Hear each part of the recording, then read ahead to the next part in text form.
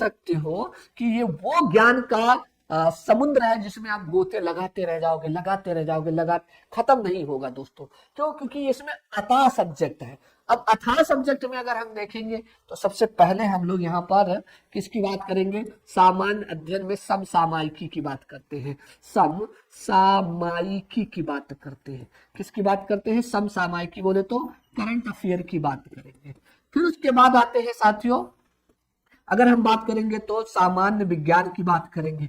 सामान्य विज्ञान मतलब होता है साथियों जनरल साइंस, जो नॉर्मल साइंस होता है उससे रिलेटेड है। तो इतिहास भी तो हमको पढ़ना है, यस सर।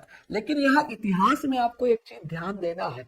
चले, तो इतिहास पढ़ना जरूरी है। अब इतिहास में हम तीनों पढ़ेंगे, प्राचीन पढ़ेंगे, मध्यकालीन पढ़ेंगे और आधुनिक इतिहास पढ़ेंगे, जिसमें हम लोग क्या पढ़ लेंगे साथियों?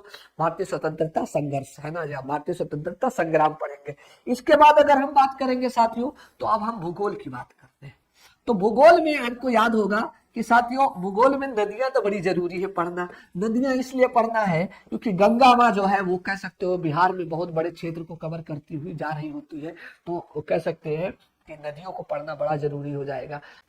तो इस अर्थव्यवस्था में हम ये देखेंगे दोस्तों कि 10-10 का रेशियो होता है, 10-10 का, मतलब कह सकते हो 10-10 का रेशियो मतलब होता है कि मान लो 20 क्वेश्चन, फॉर एग्जांपल 50-50 का रेशियो रहेगा।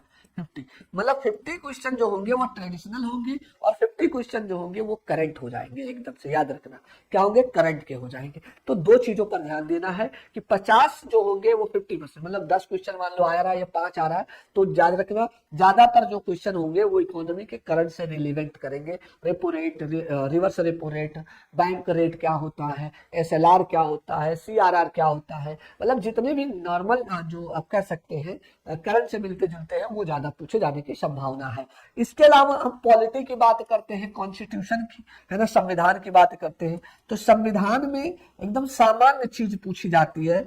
एक तो फंडामेंटल राइट से क्वेश्चन पूछे जाते हैं, फिर उसके बाद फंडामेंटल ड्यूटीज से, डीपीएसपी से पूछे जाते हैं, फिर नागरिकता से क्वेश्चन, मतलब कह सकते हो कि ऐसे क्वेश्चन आते हैं जो एकदम से पॉलिटी के सामान्य माने जाते हैं। ठीक है साथियों, चलिए अब और भी